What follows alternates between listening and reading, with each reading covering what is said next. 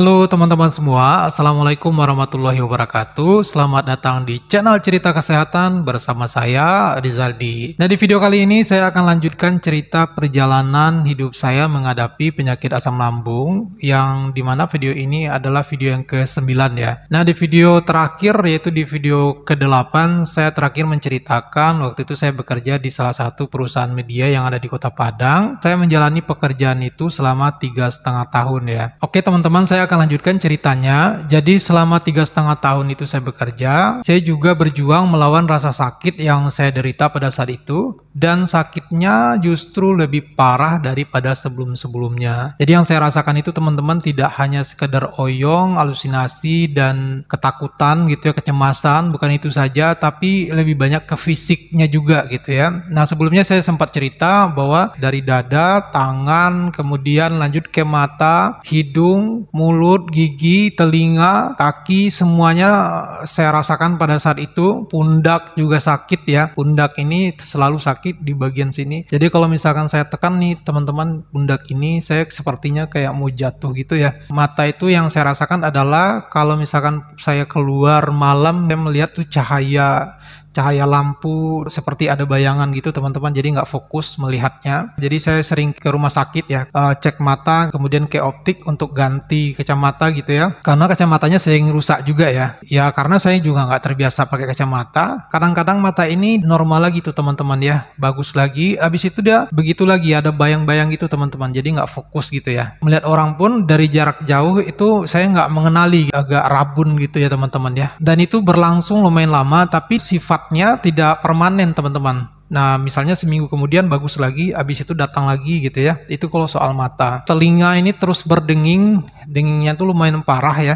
Saya sering bolak-balik juga ke THT yang ada di Kota Padang, bolak-balik ke THT, periksa lagi telinga saya, sudah pakai alat gitu teman-teman, masukin ke dalam untuk mengecek apakah ada masalah dengan gendang telinga di dalam gitu ya, sehingga berdenging gitu teman-teman. Hasil labnya menyatakan bahwa telinga saya sebetulnya baik-baik aja gitu ya. Terus kemudian saya dikasih obat, sebetulnya obat ini sudah saya pernah konsumsi juga, namanya tebokan gitu teman-teman ya, khusus untuk telinga ini, dan alhasil telinga tetap berdenging, tidak ada perubahan sama sekali, masih sakit ya. Terus kemudian tangan mulai kebas-kebas ya, sebetulnya sebelumnya juga kebas, itu lebih parah lagi teman-teman, kebasnya lebih parah lagi ya. Kaki juga lemes dan sering kebas juga gitu ya. Jadi menambah rasa kecemasan itu lebih parah lagi, karena saya kan waktu itu belum tahu sama sekali kalau ini adalah asam lambung ya. Jadi saya masih bertanya-tanya apakah ini betul-betul mistiskah gitu ya, atau mungkin ada sesuatu bermasalah dalam organ tubuh saya sehingga menyebabkan semuanya pada sakit gitu ya teman-teman ya. Di sisi lain juga saya merasakan dari jantung gitu teman-teman ya. Jantung itu dia berdebar kencang,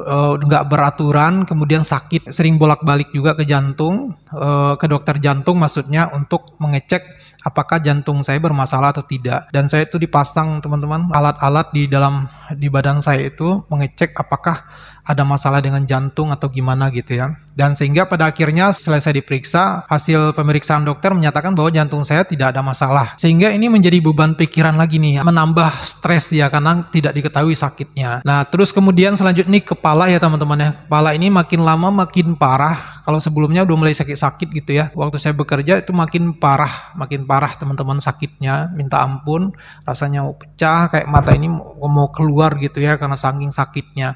Dan itu saya juga periksa ke dokter bagian saraf di kepala-kepala ini sampai belakang, dipasang alat lagi teman-teman untuk ngecek apakah ada masalah dengan kepala saya atau saraf yang ada di kepala saya ini. Dan ternyata dokter menyatakan bahwa sebetulnya tidak ada masalah dengan kepala saya, tidak ada masalah dengan saraf di bagian kepala ini gitu ya. Nah, ini juga semakin menambah stres saya. Dokter sendiri mengatakan bahwa semuanya baik-baik saja, artinya tidak diketahui secara mendalam sebetulnya saya sakit apa. Apalagi saya sendiri, saya juga nggak ngerti tentang penyakit ini, sehingga membuat semua badan saya itu sakit semua ya teman-teman ya. Namun saya tidak berhenti untuk memperjuangkan pekerjaan saya terus berjalan, kehidupan saya terus berjalan.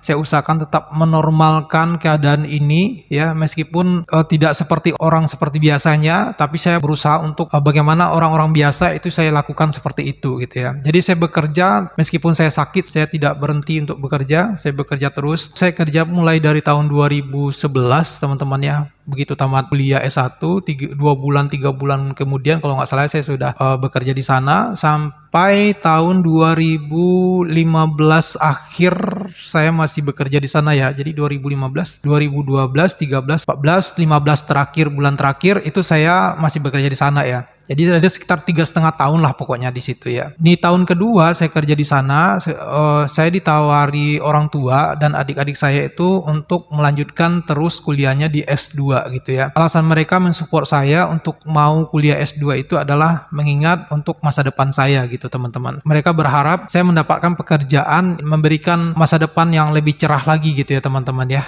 Nah kemudian saran dari orang tua dan adik-adik saya ini saya pertimbangkan dulu. Saya nggak langsung ngambil keputusan. Oke, tapi saya pertimbangkan dulu. Kenapa saya butuh pertimbangan? Apakah saya bisa menjalani kuliah S2 sambil kerja, sambil sakit? Nah, itu yang membuat menjadi pertimbangan saya. Tapi setelah saya pikir-pikir lebih mendalam, saya mengambil keputusan untuk oke, saya terus lanjut kuliah. Nah, sehingga pada saat itu di tahun 2012 saya mendaftar kuliah dan mengambil jurusan yang sama dengan S1 dulu. Ya, saya mulailah kuliah waktu itu ya teman-teman ya. Jadi saya waktu kuliah saya juga punya teman atau sahabat saya waktu S1 dulu. Jadi kita sama-sama daftar. Setidaknya saya ada teman lah gitu ya yang bisa membantu saya ketika saya ada masalah dalam perkuliahan atau mungkin dalam kesehatan saya atau gimana gitu ya. Nah terus kemudian sebelum saya daftar sebetulnya saya minta izin dulu sama atasan saya apakah saya boleh kuliah atau tidak, dan alhamdulillahnya atasan saya memberikan izin ya, saya bisa kuliah sambil bekerja ya teman-teman ya. Nah terus kemudian selama perjalanan kuliah ini tantangannya jauh beda dengan tantangan waktu S1. Nah kalau S1 saya sebetulnya fokus dengan kuliah ya, saya nggak mau bekerja waktu itu ya. Kalau misalkan ada pekerjaan yang menawarkan saya untuk bekerja pasti saya tolak karena saya mau fokus dengan kuliah gitu ya teman-teman ya.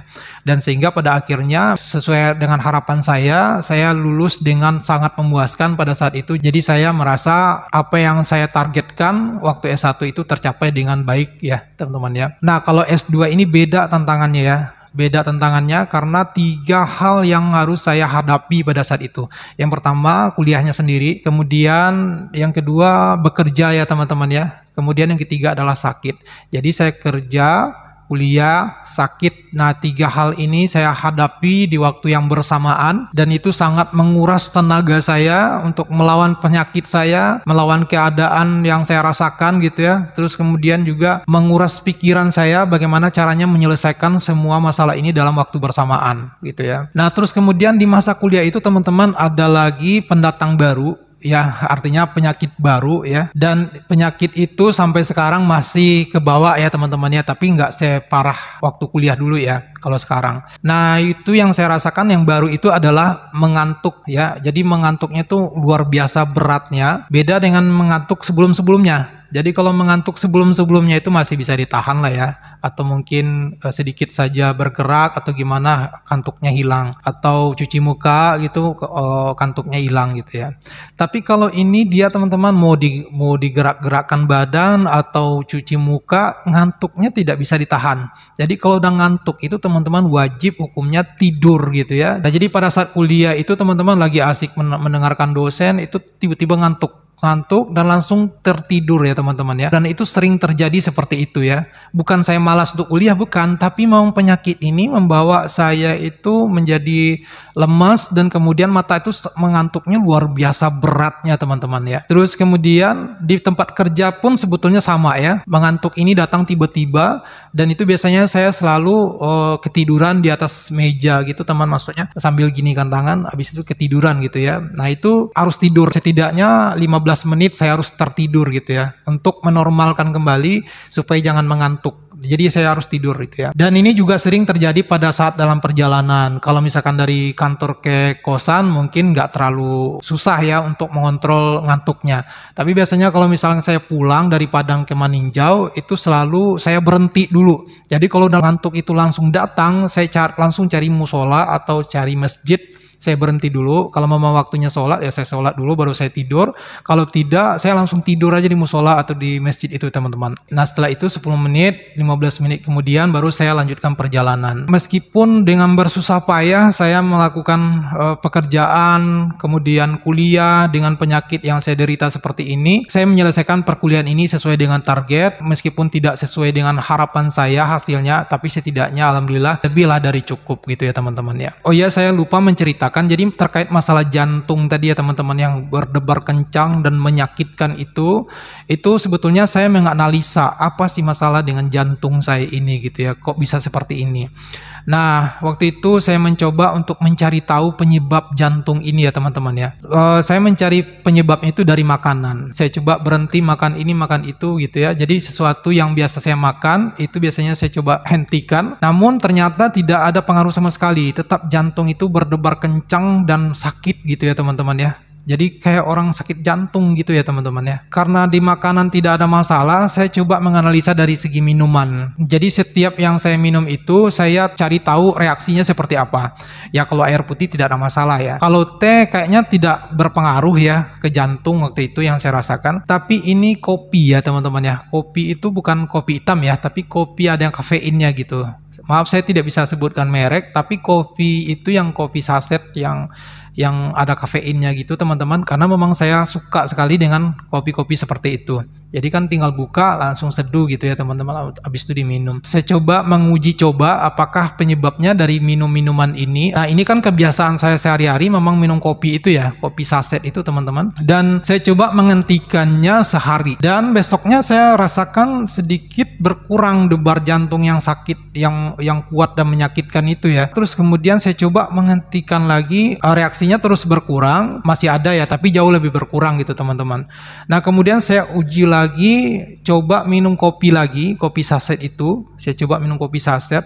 Jadi malamnya sebelum tidur itu saya minum kopi saset itu lagi, dan reaksinya teman-teman langsung jantung itu malam berdebar kencang dan menyakitkan. Nah di situ baru saya simpulkan ternyata jantung saya ini berdebar kencang dan menyakitkan ini penyebabnya adalah dari kopi yang mengandung kafein itu ya teman-teman ya. Nah jadi itu analisanya, dan alhamdulillah saya sudah mengetahui, dan sampai saat sekarang ini saya coba kontrol itu minum kopi yang ada kafeinnya. Kalau lagi pengen banget tuh minum kopi saset itu baru saya minum, tapi kalau enggak ya udah saya nggak mau minumnya gitu ya, karena efeknya tadi ke jantung berdebar dan kencang itu. Nah saya lanjutkan ceritanya. Jadi waktu itu sudah selesai perkuliahan saya di tahun 2015.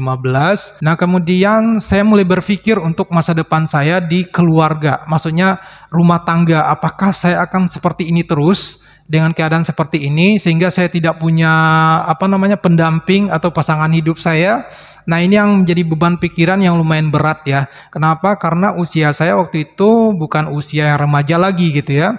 Terus kemudian yang kedua, saya juga punya impian, punya keluarga, punya anak, itu sebetulnya dari dulu ya. Dengan keadaan seperti ini, saya bukan terlalu pesimis, tapi sedikit berpikir apakah ada yang mau dengan saya ini, sementara penyakit yang saya derita ini saya nggak tahu, cara menanganinya juga nggak tahu gitu ya. Apalagi kalau misalnya berkeluarga, saya akan menjadi kepala keluarga, apakah saya bisa membina keluarga dengan baik dengan penyakit seperti ini gitu ya. Nah itu yang menjadi berkecamuk dalam pikiran dan hati saya. Tapi saya tetap tidak menyerah, saya berusaha untuk mencari sosok yang dapat mengerti keadaan saya dan menerima apa adanya. Jadi sebetulnya teman-teman waktu kuliah saya udah cerita ke beberapa teman-teman yang saya anggap mengerti dengan keadaan ini. Jadi ada salah satu teman cewek saya ini, ternyata dia perhatian ke saya, tapi saya tidak menyadari itu gitu ya. Ya selama ini dia berusaha untuk menghibur saya dengan caranya dia. Ternyata diam-diam juga dia mencari solusi dari sakit yang saya derita ini. Terus kemudian komunikasi saya dengan teman saya yang cewek ini selalu intens ya teman-teman ya. Tapi waktu itu saya memikirnya teman biasa ya. Komunikasi itu lebih banyak lewat Messenger Facebook ya. Waktu itu pesan lewat Messenger Facebook itu kan masih tren-trennya gitu ya teman-teman ya. Nah kemudian makin lama makin merasa saya diperhatikan lebih gitu ya teman-teman ya. Saya diberikan semangat, merasa ada teman saya yang memperhatikan. ya meskipun nggak berada di depan saya, tapi dia memberikan support ke saya. Dan pada akhirnya saya berpikir apa yang saya khawatirkan tentang pasangan hidup saya sepertinya udah mulai nampak nih gitu ya kan, apakah teman saya ini akan menjadi jodoh saya gitu ya. Sehingga saya berpikir dan berdoa mudah-mudahan saya menemukan segera jodoh saya gitu ya. Nah, sehingga dengan waktu terus berlanjut, pikiran saya diarahkan ke teman saya ini yang selalu memperhatikan saya ini. Nah, pada akhirnya saya mantapkan diri saya dan saya coba komunikasi lebih dalam lagi, bukan lagi masalah penyakit tapi masalah masa depan saya atau kehidupan dengan pasangan gitu ya. Saya langsung saja bilang kalau saya ingin menikah dan menurut saya orang yang tepat dengan saya itu adalah kamu gitu. Teman saya ini ternyata jauh hari dia sudah menaruh perhatian ke saya, tidak hanya sekedar perhatian tapi juga merasa suka. Nah, setelah itu saya langsung to the point aja, saya langsung bilang saya ingin menikah, pasangannya kamu gitu. Reaksi dari teman saya ini terlihat dia senang sekali. Saya cerita terus terang seperti itu, sepertinya lebih semangat lagi untuk membantu saya mencari tempat-tempat di mana harus berobat ya. Jadi saya sering dibawa ke tempat pengobatan, saya juga sering dibawa ke tempat-tempat ruqyah oleh calon pasangan saya ini supaya saya bisa fit sembuh lagi itu dari penyakit yang gak jelas ini gitu teman-teman ya. Nah, dengan seringnya komunikasi kemudian perhatiannya, saya juga merasa tidak ada lagi orang yang mengerti tentang diri saya selain dia. Ini saatnya saya mengajak untuk menikah. Oke teman-teman, di cerita kali ini, di video ke-9 ini saya rasa sampai di sini dulu ceritanya, karena ceritanya masih panjang dan berikutnya saya akan cerita bagaimana perjalanan hidup saya menghadapi penyakit asam lambung ini ketika saya sudah menikah dan berkeluarga kemudian mempunyai anak. Jadi teman-teman silakan ditunggu cerita berikutnya, subscribe dan aktifkan loncengnya untuk mendapatkan notifikasi video selanjutnya. Namun sebelum saya tutup, saya ingin menjawab pertanyaan teman-teman terkait masalah apa sih solusi dari penyakit asam lambung ini. Oke, saya akan jawab. Menurut saya yang menjalani penyakit asam lambung ini sudah bertahun-tahun lamanya, sakit asam lambung ini sebetulnya dia tidak akan pernah sembuh meskipun banyak minum obat. Dengan obat apapun lah namanya itu, dia tidak akan pernah sembuh selama kita sendiri tidak menjaga pola hidup sehat. Ya, selama kita tidak menjaga pola hidup sehat. Sebagus apapun dia obatnya, tapi kalau kita nggak jaga pola hidup sehatnya tidak akan pernah sembuh ya teman-teman ya. Pola hidup sehat itu bagaimana? Pola hidup sehat itu adalah tidurnya yang teratur. Misalnya kalau malam itu usahakan jangan di atas jam 10, kemudian usahakan bangunnya cepat ya. Terus kemudian yang kedua dari makanan teratur pagi misalnya jam 7 sampai jam 7 atau jam 8. Siang jam 12 atau jam 1. Nah, sorenya jam 4 sampai jam 5 gitu teman-teman ya. Ya, jadi diisi di waktu itu dan selalu rutinkan setiap hari. Terus kemudian yang dimakan pun harus dikontrol, jangan yang terlalu banyak minyaknya, jangan yang terlalu pedas-pedas, hindari santan, dan yang asam-asam jangan dimakan gitu teman-teman ya. Karena dari beberapa faktor tadi itu sangat mempengaruhi cepatnya naiknya asam lambung. Jadi usahakan kita hindari itu ya. Terus kemudian selanjutnya dari minuman juga diperhatikan. Hindari minuman yang sifatnya asam-asaman, itu dihindari. Terus kemudian es dihindari, kemudian kopi yang sifatnya berkafein tadi itu dihindari, kemudian teh manis juga harus dihindari. Jenis-jenis minum yang saya sebutkan tadi itu sangat mudah membangkitkan asam lambung dan mempercepat dia naiknya gitu teman-teman ya. Jadi sebaiknya dihindari. Jadi itu solusinya ya teman-teman ya. Nah, kalau obat dia sifatnya hanya sementara, meredakan atau meringankan sementara. Nah, kalau kita nggak jaga polanya, dia akan balik lagi tuh asam lambungnya. Nah, pertanyaan berikutnya, apakah saya masih asam lambung? Meskipun ini adalah konten, saya nggak mau bohong-bohong. Sampai saat sekarang ini, saya masih menderita penyakit asam lambung. Jujur saja, untuk menerapkan pola hidup sehat itu masih susah ya teman-teman ya. Karena kalau tidur itu saya sering malam juga. Saya sudah paksakan tidur sebelum jam 10, itu tidak bisa. Ya, mata saya masih menerawang, pikiran saya masih menerawang gitu ya teman-teman. Karena udah kebiasaan tidurnya telat gitu ya teman-teman ya. Jadi masih jam 11, jam 12, bahkan ada jam 1 gitu ya. Terus kemudian dari segi makanan juga susah untuk mengontrolnya. Saya masih suka makan yang pedas-pedas, masih yang berminyak, yang bersantan, itu masih saya makan.